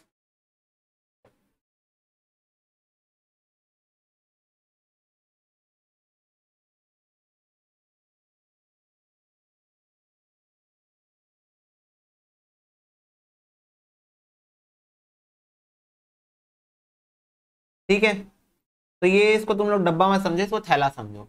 तो क्वेश्चन ये बोल रहा है कि अगर एक बॉल मैं रैंडमली सिलेक्ट करके दूसरे वाले झोले में डाल दे रहा हूं, अब वो बॉल कोई सी भी हो सकती है, वो रेड भी हो सकती है, वो व्हाइट भी हो सकती है। ये करने के बाद क्या प्रोबेबिलिटी की जो इसमें से मैं बॉल ड्रॉ करूंगा तो वो बॉल रेड कलर की होगी। वो बॉल कौन से कलर की होगी? रेड कलर की। तो समझना मेरी बात को ध्यान से। सबसे पहले मान लो कि मैंने जब पहले वाले डब्बे से दूसरे वाले डब्बे में बॉल डाली तो वो रेड हो गई। वो कौन सी बॉल चले गई? वो रेड बॉल थी। तो रेड बॉल की आने की प्रोबेबिलिटी क्या है? 3 अपॉन टोटल आउटकम 8 इंटू, अब जब मैंने यहां से यहां उठा के बॉल डाली और मैं क्या एज्यूम किया कि वो बॉल रेड कलर की थी, तो अब यहां पर मेरे पास टोटल कितनी हो गई है बॉल? यहां पर एक रेड बॉल बढ़ गई है, तो यहां टोटल 5 रेड बॉल हो गई है। तो 5 + 6 टोटल 11 बॉल है, जिसमें से 5 रेड बॉल हो गई है। क्वेश्चन ने मेरे को बोला है कि जब सेकंड वाली बॉल उठाऊंगा वो रेड कलर की होनी चाहिए। तो अगर मैं यहां से यहां जो बॉल डाला वो अगर रेड थी, जो मैंने एज्यूम किया है कि वो रेड है, तो फिर मेरे पास 5 ऑप्शन है रेड के लिए। तो ये हो जाएगा 5 अपॉन टोटल बॉल मेरी 11 हो जाएगी। 6 + 4 10 तो पहले से थी, एक और आ गई 11 बॉल हो गई। अब मान लो अब और या तो ये हो सकता है या तो ये हो सकता है, क्या कि मैं जो यहां से यहां बॉल डाला वो व्हाइट बॉल थी। कौन सी बॉल थी? व्हाइट। तो व्हाइट के आने की प्रोबेबिलिटी क्या है? 5/8 है। 5/8 is the probability of white. ठीक है, वो व्हाइट बॉल थी। तो अब यहां से यहां एक व्हाइट बॉल आ गई है। टोटल अपने पास कितनी बॉल हो गई है? 11। और अभी मेरे पास 4 रेड बॉल है और मेरे रेड कलर की ही बॉल बाहर आनी चाहिए। तो रेड बॉल आने की प्रोबेबिलिटी हो जाएगी 4/11। ठीक है, क्योंकि अभी अपने पास 4 ही रेड बॉल है, यहां पर एक और बॉल जो ऐड हुई है वो व्हाइट कलर की। ठीक है, आ गई बात समझ में? तो ये आपकी प्रोबेबिलिटी हो जाएगी। फिर से एक बार भैया, फिर से सुनो। क्वेश्चन बोल रहा है मेरे पास पहला डब्बा है जिसमें 3 रेड और 5 व्हाइट बॉल है, दूसरा डब्बा जिसमें 4 रेड और 6 व्हाइट बॉल है। पहले मैं क्या करूंगा, एक बॉल पहले झोले से उठा के दूसरे झोले में डाल दूंगा और फिर मैं दूसरे झोले से एक बॉल को बाहर निकालूंगा। अब वो जो बॉल बाहर निकलेगी दूसरे झोले से वो रेड कलर की होनी चाहिए। कौन से कलर की होनी चाहिए? रेड कलर की। ठीक है, ये क्वेश्चन की रिक्वायरमेंट है। तो अब बताओ, यहां से यहां जब मैं बॉल डालूंगा वो बॉल शायद रेड कलर की भी हो सकती है या फिर व्हाइट कलर की भी हो सकती है। तो मैंने पहले एज्यूम किया कि वो रेड बॉल है और दूसरी बार मैंने एज्यूम किया वो व्हाइट बॉल है। तो ये देखो रेड बॉल की प्रोबेबिलिटी और ये देखो व्हाइट बॉल की प्रोबेबिलिटी। अब बताओ, जब वो बॉल रेड कलर की थी, मतलब जो एक झोले से उठा के दूसरे झोले में डाला वो बॉल रेड कलर की थी, तो अब मेरे दूसरे झोले के अंदर पहले से 4 रेड बॉल थी, एक और आ गई, 5 रेड बॉल हो गई टोटल। ठीक है, और मेरे को रेड बॉल ही उठाना है। तो रेड बॉल आने की प्रोबेबिलिटी क्या हो जाएगी दूसरे झोले में? 5 अपॉन टोटल बॉल्स 11। ठीक है, और अगर ये जो मैंने फर्स्ट झोले से सेकंड झोले में बॉल डाली वो व्हाइट थी, तो सिचुएशन में मेरे पास सेकंड वाले झोले में अभी इस सिचुएशन में 4 रेड बॉल है, तो रेड बॉल आने की प्रोबेबिलिटी हो जाएगी 4 अपॉन टोटल बॉल्स 11। ठीक है, तो ये मेरा आंसर हो जाएगा। इसको अभी सॉल्व कर दो तो कितना हो जाएगा? ये 15/88, 20/88, 35/88 इज द आंसर। ठीक है, इजी था तो मैंने ऐसे ही सॉल्व कर दिया। 35/88 इज द आंसर। क्लियर है बच्चों? यस। तो अभी इसको नोट डाउन करो।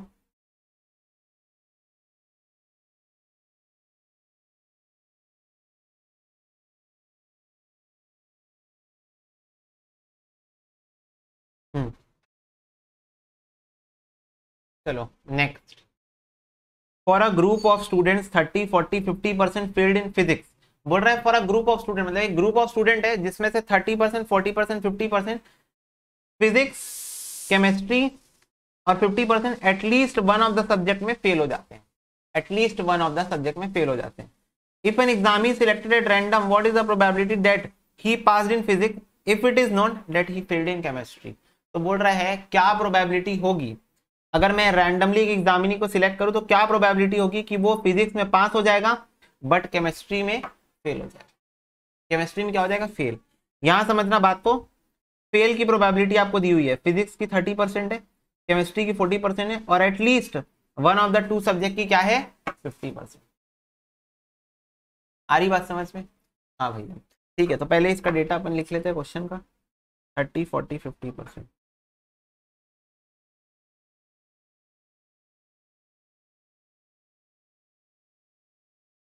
एक minute,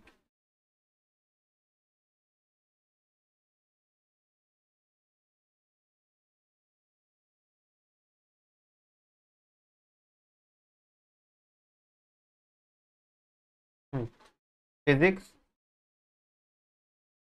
chemistry, at least one of them, ठीक है, मतलब दोनों में से कोई तो भी एक, ठीक है। अब प्रोबेबिलिटी समझना, डिमांड क्या है, फेवरेबल आउटकम क्या होगा, he pass in physics if it is known that he failed in chemistry, physics में पास, केमिस्ट्री में फेल, ठीक है, केमिस्ट्री में फेल। तो फटाफट से बताओ what is the probability of fail in chemistry, it is 0.4, right, 0.4 है प्रोबेबिलिटी बेटा, ये फेल की प्रोबेबिलिटी है तीनों। Probability of fail in physics 0.3 and probability of fail in, इसको मैं ऐसे लिख देता हूं, probability of physics union chemistry 0.5, physics union chemistry मतलब एटलीस्ट वन ऑफ देम, मतलब या तो फिजिक्स या तो केमिस्ट्री, या तो फिजिक्स में फेल है या तो केमिस्ट्री में फेल है, ठीक है। तो ये आपकी प्रोबेबिलिटीज हमको गिवन है। क्वेश्चन ने पूछा है ही फेल्ड इन केमिस्ट्री, क्या प्रोबेबिलिटी है ही पास्ड इन फिजिक्स, तो मेरे को क्या निकालना पड़ेगा, मेरे को निकालना पड़ेगा probability of pass in physics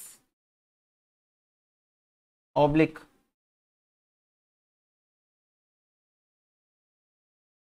fail in chemistry. I know that he is going to fail in chemistry, तो फिजिक्स में पास हो जाएगा, उसकी प्रोबेबिलिटी क्या होगी।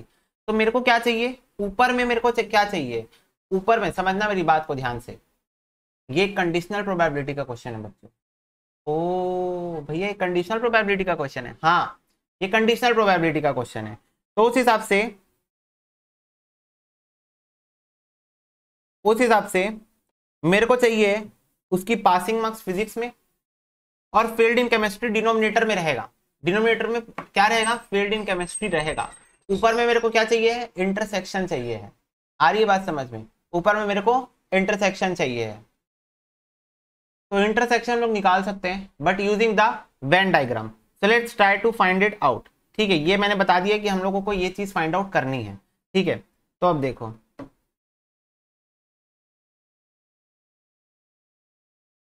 एक मिनट रुको,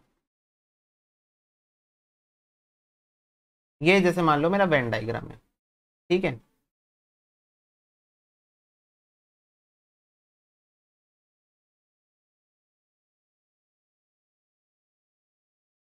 fail in physics,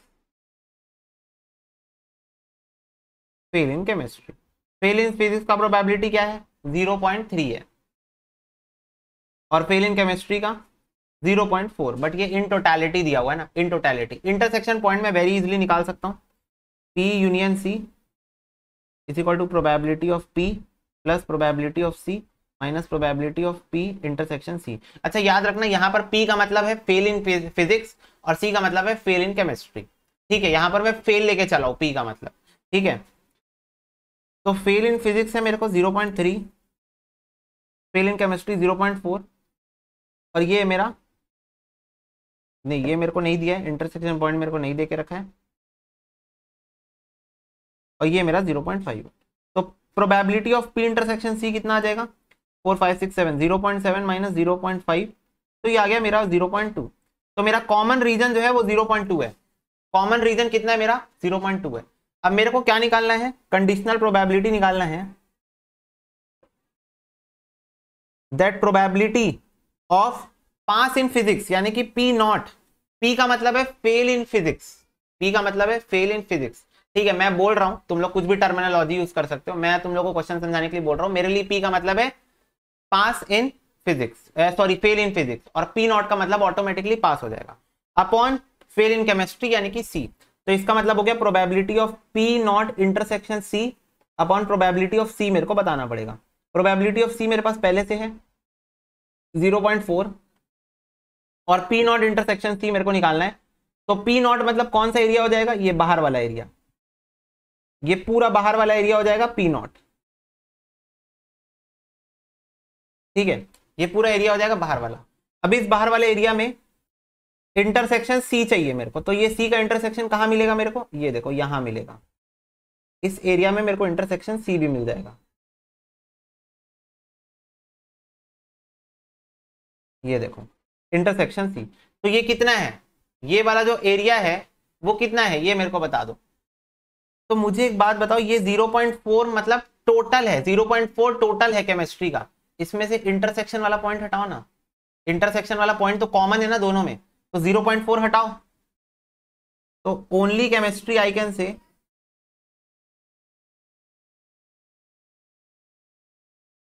only chemistry हो जाएगा 0.4 minus 0.2 that is 0.2। Only chemistry, only chemistry मतलब ये वाला कॉमन रीजन हटाओ ना, क्योंकि पी नॉट बोला है, तो ये पी एरिया आना ही नहीं चाहिए। ये मेरा पी एरिया है, इस पी एरिया के अंदर 0.2 कॉमन रीजन है, जो इसके लिए भी कॉमन है और इसके लिए भी कॉमन है। तो ये 0.4 जो टोटल का है उसमें से 0.2 हटाओ, तो मेरे पास सिर्फ ये वाला एरिया आ जाएगा 0.2। तो यहां ऊपर में लिख दो 0.2, तो ये हो गया मेरा 200 to 2 to 4 1/2, तो 0.5 is the answer, 0.5 is the answer, यानी 1/2 लो, ए आंसर है। ठीक है, आ गया समझ में, इसको एक बार नोट डाउन कर लो, फिर मैं एक बार और समझाऊंगा तुम लोग। नोट दिस डाउन बच्चों, note down down down down down down down. चलो हो गया क्या, हाँ भैया, अब एक बार और समझाता हूं मैं। प्रोबेबिलिटी ऑफ, पहले मैं यहां लिख देता हूं, पी का मतलब है फेल इन फिजिक्स और सी का मतलब है फेल इन केमिस्ट्री। तो प्रोबेबिलिटी ऑफ पी यानी कि फेल इन फिजिक्स दिया हुआ था मेरे को 0.3 30%, प्रोबेबिलिटी ऑफ सी मेरे को दिया था 0.4, और प्रोबेबिलिटी ऑफ पी या तो सी मतलब या तो एटलीस्ट वन ऑफ देम, या तो फिजिक्स में फेल होगी या तो केमिस्ट्री में, या तो दोनों में फेल हो जाओगे। सॉरी यूनियन दिया था, इंटरसेक्शन बोल रहा हूं मैं, यूनियन दे के रखा था मेरे को क्वेश्चन, एटलीस्ट का मतलब होता है यूनियन। ठीक है, तो ये मेरे को दे के रखा था क्वेश्चन ने 0.5। तो मैं क्या किया, सबसे पहले probability of P union C is equal to probability of A plus probability of C, sorry probability of P plus probability of C minus probability of P intersection C निकाल लिया। तो ये आ गया 0.5 इज इक्वल टू 0.3, तो 0.4 minus probability of P intersection C, तो probability of P intersection C हो जाएगा 0.7 प्लस माइनस सॉरी 0.5, तो दैट इज 0.2। तो ये आ गया probability of P intersection C आ गया। मेरे को क्वेश्चन में क्या निकालना है, मेरे को क्वेश्चन में निकालना है probability of P not upon C निकालना है। क्यों, क्वेश्चन ने बोला है find the probability that the person is going to pass in physics but although we know that he already failed in chemistry. मतलब केमिस्ट्री में फेल हो चुका है, कंडीशनल प्रोबेबिलिटी है, एक इवेंट ऑलरेडी हो चुका है, तो केमिस्ट्री में वो फेल हो चुका है, तो प्रोबेबिलिटी ऑफ सी जो रहेगा वो कंसिडरेशन में रहेगा, पर प्रोबेबिलिटी ऑफ पी नॉट निकालना है मेरे को। पी नॉट मतलब पास इन फिजिक्स, मैं ऐसे लिख देता हूं probability of pass in physics although I know he fail in chemistry. तो इसके लिए क्या करना पड़ता है मेरे को, probability of P not intersection C निकालना पड़ेगा और प्रोबेबिलिटी ऑफ सी लेना पड़ेगा। पी नॉट इंटरसेक्शन सी मैंने आपको वेन डायग्राम से बताया कैसे हो जाएगा। ये देखो ये वाला मेरा पूरा रीजन, पी नॉट मतलब इसको छोड़ के बाहर वाले पूरे रीजन, अब उसके साथ मेरे को इंटरसेक्शन करना है सी का, तो ये मेरा सी का रीजन है, तो जो कॉमन रीजन आया वो कौन सा है, ये वाला है, ग्रीन वाला पोर्शन। अभी ग्रीन वाला पोर्शन जो है वो कैसे आएगा, ये मेरा टोटल 0.4 है, ये जो पूरा टोटल गोला है वो 0.4 है, और इसका जो ये वाला रीजन है जो मुझे नहीं लेना है वो 0.2 है, तो 0.4 में से मैं 0.2 हटा दूंगा, तो 0.2 बच जाएगा। हाँ, तो ऊपर आ गया मेरा 0.2, और प्रोबेबिलिटी ऑफ सी तो क्वेश्चन में गिवन है, तो आंसर हो गया 1/2। ठीक है, तो ये मैंने एक बार और समझा दिया आपको, थोड़ा टेक्निकल क्वेश्चन था इसलिए थोड़ा सा अच्छे से समझाना जरूरी था। Next question, a packet of 10 electronic components is known to include 2 defective. If a sample of 4 components is selected at random from the packet, what is the probability that the sample does not contain more than 1 defective? तो बोल रहा है क्या probability की sample के अंदर एक से ज्यादा डिफेक्टिव नहीं होना चाहिए, मतलब 0 डिफेक्टिव भी हो सकते हैं, more than, at least, less than, ये सब यूज करता है तो समझ जाना भाई वो एक से ज्यादा के बारे में बात कर रहे हैं। तो यहाँ पर मोर देन 1 बोला है, मतलब 1 से कम हो सकते हैं, 1 से ज्यादा नहीं हो सकते, इसका मतलब 0 और 1 डिफेक्टिव हो सकते हैं। तो 10 इलेक्ट्रॉनिक आइटम है, 2 डिफेक्टिव है, सैंपल ऑफ 4 कंपोनेंट सिलेक्ट करना है, तो पहले बताओ, पहले मैं क्या करता हूं, 2 में से एक डिफेक्टिव ले लेता हूं। देखो एक सेकेंड ना, हाँ, पहले मैं क्या करता हूं, 2 में से एक डिफेक्टिव ले लेता हूं। अब मैंने एक डिफेक्टिव उठा लिया है, तो अब बचे हुए 3, मेरे को टोटल 4 बल्ब पिक करना है, 4 डिफेक्टिव आइटम, मेरे को 4 आइटम उठाने ना, 4 item I need to pick, जिसमें से मैंने एक डिफेक्टिव उठा लिया, तो बचे हुए 8 में से मैं 3 अच्छे उठा लूंगा, अपॉन टोटल 10 में से मेरे को 4 उठाने, प्लस प्लस एक और हो सकता है क्या, कि मैं एक भी डिफेक्टिव ना लूं, defective should not be more than 1, तो it can be less than 1, तो 0 डिफेक्टिव होगा, तो पूरे 8 जो अच्छे हैं उसमें से मैं 4 उठाऊंगा और 10 में से मैं 4 उठाऊंगा, तो ये 2 तरीके से हो सकता है। ठीक है, यही था ना क्वेश्चन। हाँ, तो अब इसको हम लोग सॉल्व कर लेते हैं, तो ये तो हो जाएगा 2 into 8 into 7 into 6, 56 upon 10 into 9 into 8 into 7 divided by 4 divide by 3 divide by 2, 210 plus 210, ऊपर में 8 into 7 into 6 into 5 divide by 4 divide by 3 divide by 2, 70। ये कितना हो जाएगा, 56 into 2 plus 70, 182 divided by 210, fraction में दिया है क्या आंसर, चलो तो फ्रैक्शन में निकाल लेते हैं फिर, 182 डिवाइड बाय 2, 91, 105, ये किसकी टेबल में आता है, लो डायरेक्ट पॉइंट में ले लेते हैं, 0.866666 आ गया। चलो ऑप्शंस मैच कर लेते हैं, 0.8666 किस में आएगा,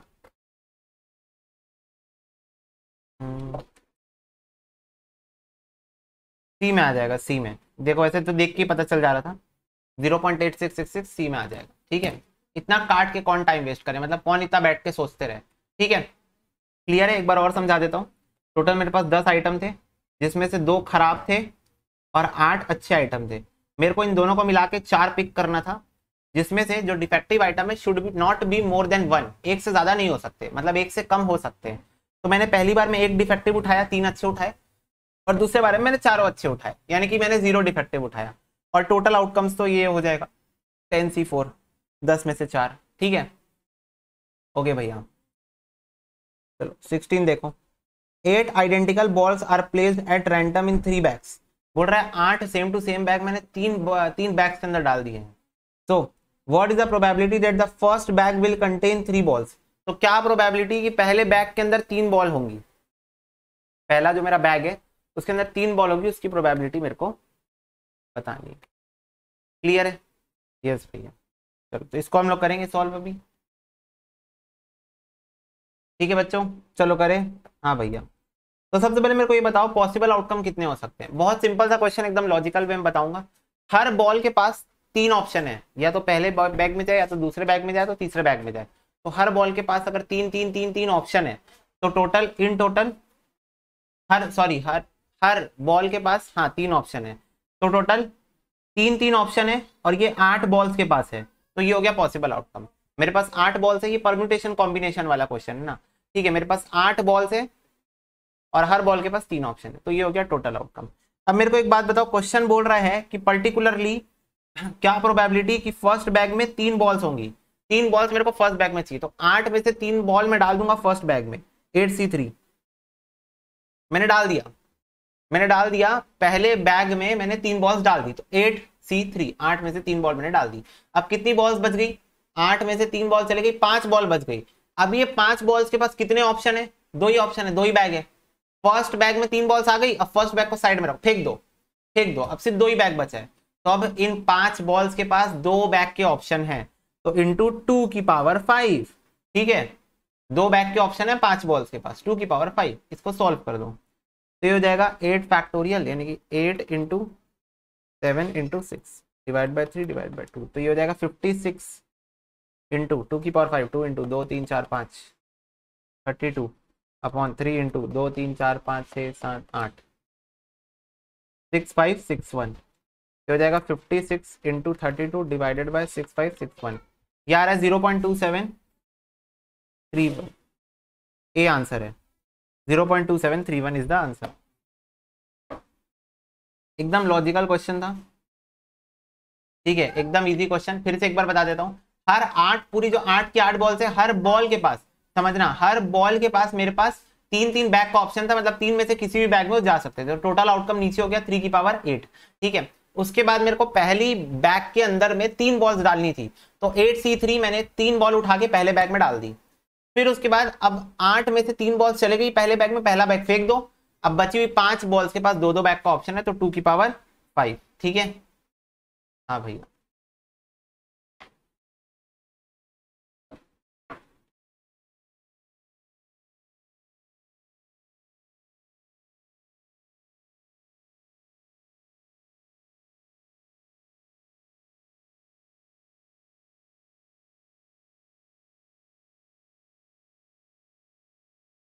चलो जी, ये क्वेश्चन कर रहे हैं हम लोग।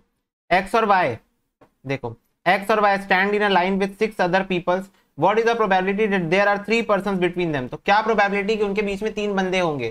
तो भाई एक्स और वाई एक लाइन में खड़े हैं 6 लोगों के साथ, मतलब टोटल 8 लोग उस लाइन पे हैं, ठीक है। तो अब एक्स और वाई हो सकता है साथ में खड़े हो जाए, बीच में एक भी बंदा ना हो सकता है एक्स और वाई के बीच में एक बंदा हो, ठीक है।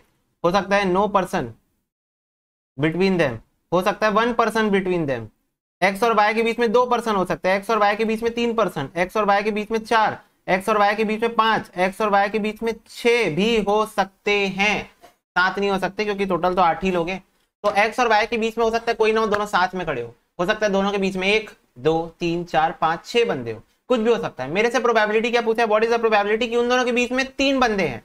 तो ये रहा मेरा पॉसिबल आउटकम, और टोटल आउटकम कितना है 7, तो 1/7 इज द आंसर। 7 तरीके से लोग लाइन में खड़े हो सकते हैं 6 लोगों के साथ, कि उन दोनों के बीच में कोई नहीं खड़ा है, उन दोनों के बीच में एक जन खड़ा है, उन दोनों के बीच में 2 खड़े, 3 खड़े, 4 5 6 लोग खड़े। इस तरीके से उन लोग खड़े हो सकते हैं लाइन में। और हमारी जो फेवरेबल आउटकम है वो सिर्फ ये है कि उन दोनों के बीच में 3 लोग खड़े हैं, ठीक है।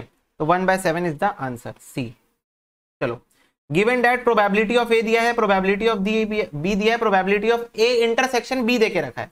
तो probability of A not B not निकालना है, इजी।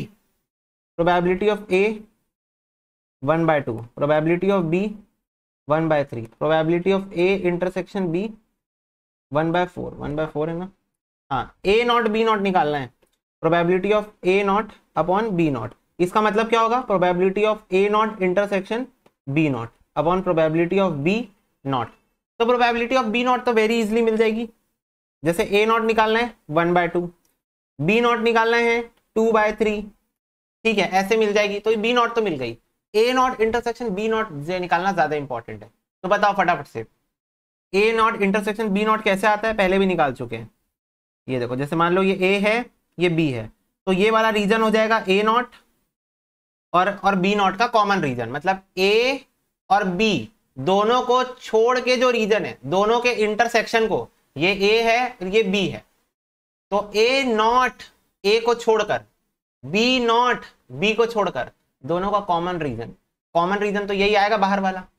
ए और बी तो एक्सक्लूड हो गए, ए और बी एक्सक्लूड हो गए, और ये वाला रीजन जो है, ये वाला जो रीजन है वो लोग का कॉमन रीजन हो गया, ए नॉट इंटरसेक्शन बी नॉट। और ये रीजन कैसे आता है भाई, पूरा जो सैंपल स्पेस है 1, मतलब प्रोबेबिलिटी है 1, उसमें से माइनस कर दो ए यूनियन बी, माइनस कर दो ए यूनियन बी, तो आपको ये वाला रीजन मिल जाएगा। तो ए यूनियन बी निकाल सकता हूँ क्या? बिल्कुल निकाल सकते हो भैया, ये तो दिया है formula. Probability of A union B is equal to probability of A plus probability of B minus probability of A intersection B. तो ये हो जाएगा 1/2 plus 1/3 minus 1/4।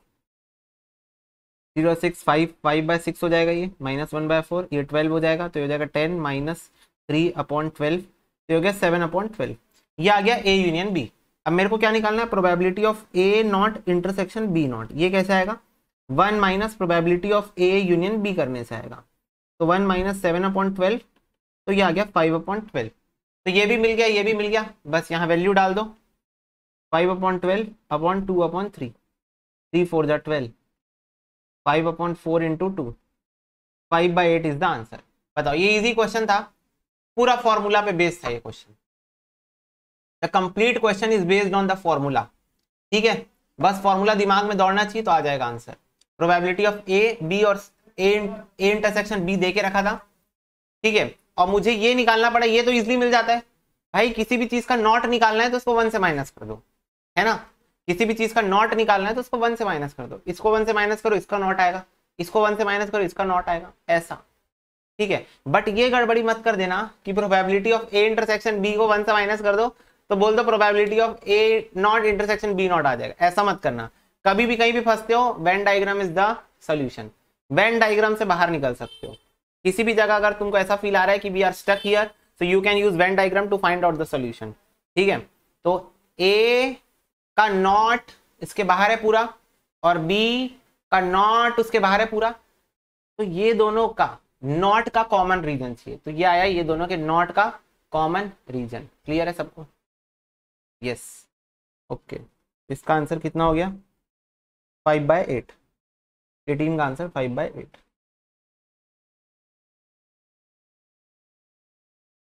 Next question, 4 digit 1 2 3 1 2 4 and 6 are selected at random to form a 4 digit number. What is the probability that the number so formed would be a divisible of 4? अच्छा, 4 से divide. तो सबसे पहले बताओ टोटल आउटकम कितना हो जाएगा? 4 factorial. 4 number का यूज करके कोई भी 4 डिजिट नंबर बनाना है तो 4 फैक्टोरियल हो जाएगा टोटल आउटकम, है ना। अब ऊपर पॉसिबल आउटकम चाहिए। पॉसिबल आउटकम कैसे आएगा समझना, 1 2 3 4, 4 ब्लैंक स्पेस है।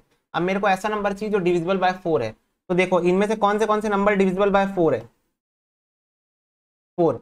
तो 4 से डिवाइड करना है मेरे को, तो लास्ट में मेरे को सेट्स बनाने पड़ेंगे। जैसे 24 एक नंबर है, 4 से डिवाइड हो जाएगा। ठीक है, 64 एक नंबर है, 4 से डिवाइड हो जाएगा। नहीं 64 कहाँ 4 से डिवाइड होगा यार, क्या बोल रहा हूँ मैं भी। अच्छा होगा, सॉरी, 16 इंटू 4। ठीक है, फिर 16 एक नंबर है, 4 से डिवाइड होगा। हाँ, और 26 नहीं होगा, 14 नहीं होगा, 16 नहीं होगा। अच्छा 12 एक नंबर है, 4 से डिवाइड होगा। तो ये 4 और ये दो नंबर के सेट में यहाँ के बता रहा हूँ ना, यहाँ के। क्यों? क्योंकि मेरे को एक बात बताओ, अगर किसी भी फुल फ्लेज नंबर का लास्ट का 2 डिजिट 4 से डिविजिबल है तो वो पूरा नंबर 4 से डिविजिबल है। ठीक है, अगर लास्ट का 2 डिजिट 4 से डिविजिबल है तो वो पूरा नंबर 4 से डिविजिबल हो जाता है। तो ऐसे 4 ही सेट बने, इससे ज्यादा और नहीं बन सकते, इससे ज्यादा और नहीं बन सकते। तो मेरे पास ये 4 टोटल आउटकम्स हो गए, मतलब 4 पॉसिबल आउटकम एक हो गए। दूसरा, अब ये दोनों अरेंज कर सकते हैं अपने आप को 2 फैक्टोरियल वेज से। ठीक है, 2 नंबर यूज हो गए ना वहां पर, यहाँ पर 2 नंबर यूज हो गए, 2 नंबर बच गए। 2 इंटू 1, 2 इंटू 1, तो हो गया 4 2 8 और ये हो गया 24। 1/3 is the answer. D is the answer. Clear है सबको? याद रखना, किसी भी नंबर का अगर 10 डिजिट 20 डिजिट 15 डिजिट 12 डिजिट कितने भी डिजिट का नंबर बनाओ, अगर लास्ट के 2 डिजिट उस नंबर के मल्टीपल हैं, उस नंबर की टेबल में आते हैं, तो इसका मतलब वो पूरा नंबर उससे डिवाइड हो जाएगा। तो इसलिए मैंने लास्ट के 2 डिजिट के सेट्स बना लिए, जितने बन सकते थे। 4 ही बन सकते थे, 4 हमने बना लिए, तो ये आ गया अपना आंसर। क्लियर है? यस भैया। चलो 28 क्वेश्चन आ रहा है, फॉर्मूला पे बेस्ड है। Probability distribution of a random variable x is given by this, तो what is SD of x? तो अगर आप ध्यान से देखोगे, मेरे पास स्टैंडर्ड डेविएशन का फॉर्मूला नहीं है, मेरे पास एसडी का फॉर्मूला नहीं है, लेकिन मेरे पास वेरिएंस का फॉर्मूला है। मेरे पास वेरिएंस का फॉर्मूला है, तो मैं वेरिएंस निकाल लेता हूँ, फिर एसडी निकाल लूंगा उससे। वेरिएंस एसडी निकाल सकता है, तो पहले मैं वेरिएंस निकाल लेता हूँ। Expected value of x² minus expected value of x का स्क्वायर। ठीक है, तो पहले एक्स स्क्वायर निकालना पड़ेगा, फिर एक्स का निकालने के बाद उसका स्क्वायर निकालना पड़ेगा। तो चलो एक्स स्क्वायर में निकालता हूँ यहीं पर, मेरे साथ में करना, तुम लोग को कैलसी में बनना चाहिए। एक्स स्क्वायर तो 1 4 16 25 36। ठीक है, अब expected value of x square निकालो,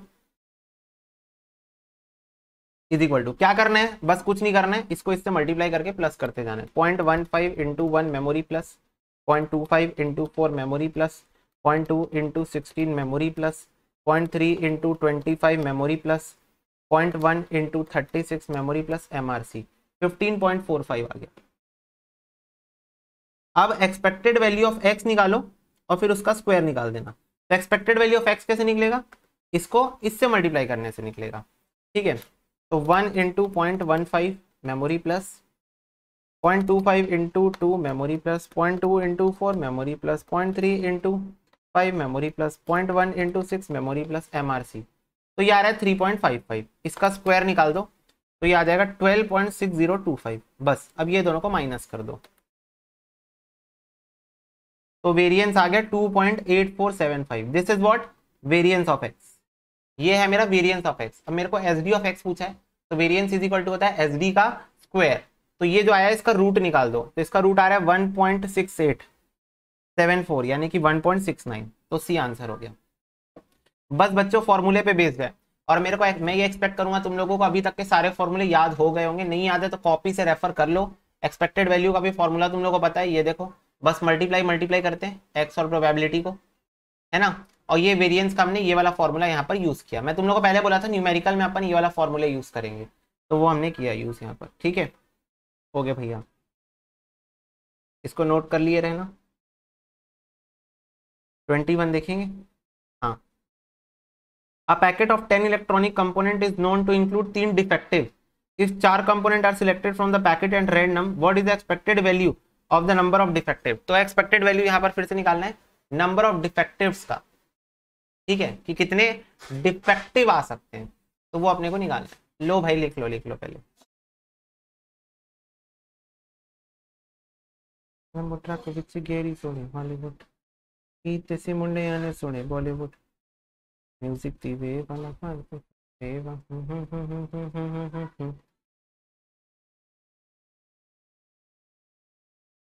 हो गया। चलो देखो, सबसे पहले मेरे को एक बात बताओ, 4 कंपोनेंट को मेरे को सिलेक्ट करना है फ्रॉम द पैकेट रैंडमली। तो प्रोबेबिलिटी एक्सपेक्टेड वैल्यू का फॉर्मूला क्या होता है, what is the formula for expected value, probability x into probability, x into probability, x1 p1 plus x2 p2 plus x3 p3। But यहाँ पर मेरे को सिर्फ डिफेक्टिव की निकालनी है एक्सपेक्टेड वैल्यू। तो यहाँ पर प्रोबेबिलिटी क्या है, 4 कंपोनेंट को ड्रॉ करने की 4/10, 4 कंपोनेंट ड्रॉ करना है 10 इलेक्ट्रॉनिक आइटम्स में से, तो 4/10 इज द प्रोबेबिलिटी, है ना। और इंटू करना है मेरे को x मतलब वो जो जिस चीज के बारे में हम लोग बात कर रहे हैं, तो हम लोग बात कर रहे हैं डिफेक्टिव्स के बारे में, किसके बारे में बात कर रहे हैं, डिफेक्टिव्स के बारे में। तो 3 से इसको मल्टीप्लाई करो तो ये जाएगा 4 3 12/10, तो आंसर आ जाएगा 1.2।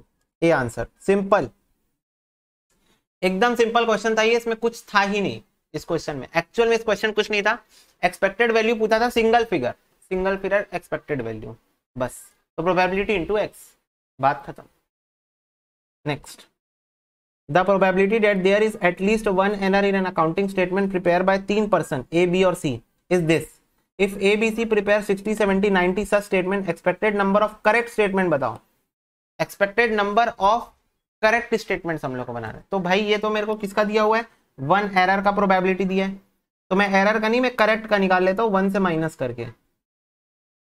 लो जी, मैंने जब 1 एरर मतलब एटलीस्ट 1 एरर हो गई होगा, अगर मैं इसको 1 से माइनस कर दूं तो उस चीज की प्रोबेबिलिटी आ जाएगी जब बिल्कुल एरर नहीं होगा, बिल्कुल एरर नहीं होगा उसकी प्रोबेबिलिटी आ गई। बस अब इसको उससे मल्टीप्लाई कर दो, एक्सपेक्टेड वैल्यू आ जाएगा 60 into 0.8 memory plus 70 into 0.7 memory plus 90 into 0.9 memory plus MRC। तो 178 आर सच शीट्स जो एकदम करेक्ट होंगी।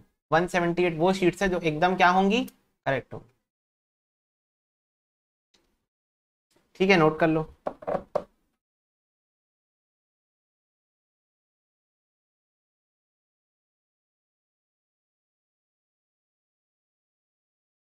हो गया। हाँ भैया, अ bag contain 6 white and 4 red, if a person draw 2 balls and receive 10 रुपए एंड 20 रुपए for a white ball and red ball, मतलब 10 रुपए व्हाइट बॉल और 20 रुपए रेड बॉल के लिए, then is expected amount is, तो एक्सपेक्टेड अमाउंट कितना होगा? तो बोल रहा है एक बैग के अंदर 6 व्हाइट और 4 रेड बॉल है,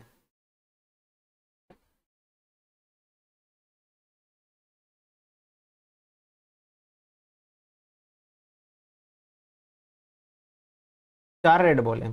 तो बोल रहा है अगर वो 2 बॉल ड्रॉ करता है तो उसको 10 रुपए मिलेगा अगर व्हाइट हुई, 20 रुपए मिलेगा अगर रेड हुई।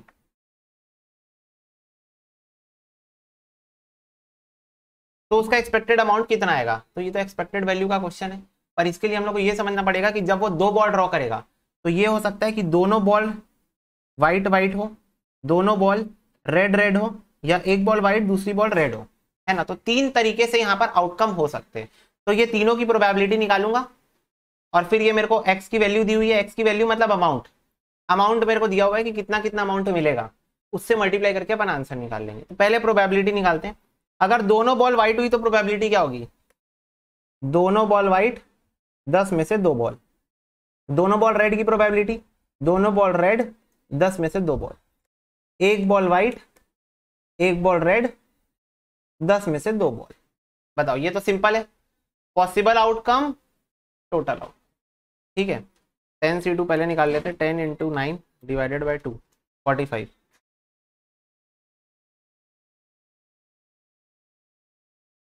45 ठीक है। अब समझो दोनों ball white, 6 into 5 divided by 2 15, 4 into 3 divided by 2 6, 6 into 4 24, ठीक है। अब समझना दोनों बॉल अगर व्हाइट आई, मतलब पहली बॉल भी व्हाइट आई और दूसरी बॉल भी व्हाइट आई, ये क्या आ गई मेरी P1 P2 और P3, probability of first case, probability of second case, probability of third case, ठीक है। अब समझना अगर दोनों ball white I, let's say दोनों बॉल व्हाइट है, तो मेरे को दोनों बार 10 रुपए 10 रुपए, यानी कि मेरे को X1 कितना मिलेगा? 20 रुपए मिलेगा, 20 रुपए। X2 अगर दोनों बॉल रेड आई तो पहले भी रेड दूसरे भी रेड, तो 20 प्लस 20 40 रुपए मेरे को मिलेगा, 40 रुपए मेरे को मिलेगा।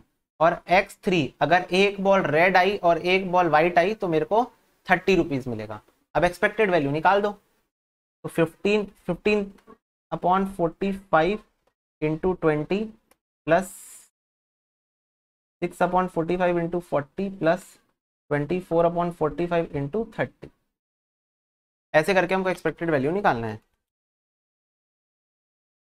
Memory plus memory plus memory plus MRC, तो 28 आ रहा है, 27.999999 आएगा, तो ये हो जाएगा आपका 28, ठीक है। तो ऐसा था ये क्वेश्चन। फिर से भैया, फिर से एक बार, मेरे को क्वेश्चन ने बोला एक बैग के अंदर 6 व्हाइट और 4 रेड बॉल है, अगर मैं 2 बॉल ड्रॉ करूंगा randomly, 2 ball I am going to pick, ठीक है, तो क्या, और जब मैं अगर व्हाइट बॉल आई तो 10 रुपए मिलेगा मेरे को, और रेड बॉल आई तो 20 रुपए मिलेगा, तो क्या एक्सपेक्टेड वैल्यू क्या होगी इसकी, ये बताओ। तो मैं बोला 2 बॉल व्हाइट भी तो हो सकती है, दोनों दोनों रेड भी हो सकती है, हो सकता है एक व्हाइट एक रेड आ जाए, एक व्हाइट और एक रेड आ जाए, है ना। तो ये 3 तरीके हो सकते हैं। तो मैंने तीनों की प्रोबेबिलिटी निकाल ली सिंपली, 6C2 4C2 और यहाँ पर 6C1 4C1 करके, ठीक है। प्रोबेबिलिटी तीनों की आ गई। अब इसके बाद ये प्रोबेबिलिटी हो गई, एक्सपेक्टेड वैल्यू का फॉर्मूला क्या होता है? P1X1 plus P2X2 plus P3X3, ऐसे होता है ना। तो यहाँ पर जो x की वैल्यू है वो मेरे को निकालनी है। तो P1 क्या बोल रहा है? दोनों व्हाइट बॉल, तो दोनों व्हाइट मतलब 10 रुपए प्लस 10 रुपए, X1 आ जाएगा 20 रुपए। दोनों रेड बॉल 20 रुपए प्लस 20 रुपए, X2 आ जाएगा 40 रुपए। एक व्हाइट एक रेड 10 रुपए प्लस 20 रुपए, 30 रुपीज आ जाएगा X3। बस फिर एक्सपेक्टेड वैल्यू हमने निकाल दी। तो इसको नोट कर लो, इस टाइप का क्वेश्चन ऐसे सॉल्व आपको करना है। तो लास्ट क्वेश्चन हमारा प्रोबेबिलिटी का जो है वो ये है, the probability distribution of a random variable is as follows, variance of X बताओ। तो वेरिएंस का फॉर्मूला क्या होता है? E X square minus E X का होल स्क्वायर होता है, ठीक है। तो एक्स ई एक्स स्क्वायर निकाल लो पहले, तो हो जाएगा 1 4 16 36 64, तो हो जाएगा के 8K 48K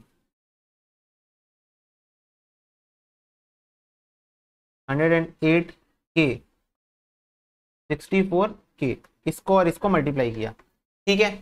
अब ई एक्स का होल स्क्वायर निकालो, तो ये दोनों को मल्टीप्लाई करो तो ई एक्स आएगा, फिर उसका होल स्क्वायर निकालिए तो ये हो जाएगा, ऊपर लिख दे रहा हूँ ना यहाँ पर, ये हो जाएगा के, 4k, 12k, 18k, 8k। इसका टोटल ले लो तो ये हो जाएगा 4 5 5 + 12 + 18 + 8 43 का होल स्क्वायर 1849k स्क्वायर। और ये कितना आ जाएगा, ई एक्स स्क्वायर, ये आ जाएगा मेरा के 8 + 1 9 9 + 48 + 108 + 64 229k। रुको रुको, यहाँ पर कुछ तो गलती हो रही है, एक सेकेंड।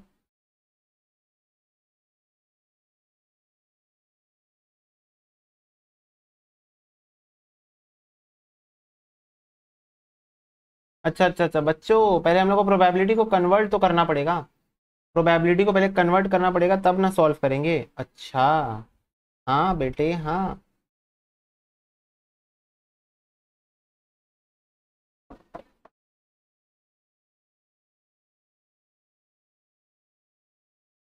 यस बच्चों यस।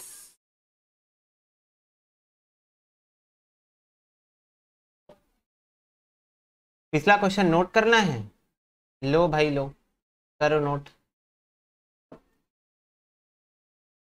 चलो बच्चों देखो, अभी वाला क्वेश्चन देखो, इस क्वेश्चन को करने का तरीका है, इस क्वेश्चन को करने का एक स्पेशल तरीका है। क्या तरीका है, क्या आपको प्रोबेबिलिटी के अंदर ना एक वेरिएबल दिया हुआ है, के बेसिकली वेरिएबल नहीं, कांस्टेंट है, बट अपने को इसको फाइंड आउट करना पड़ेगा।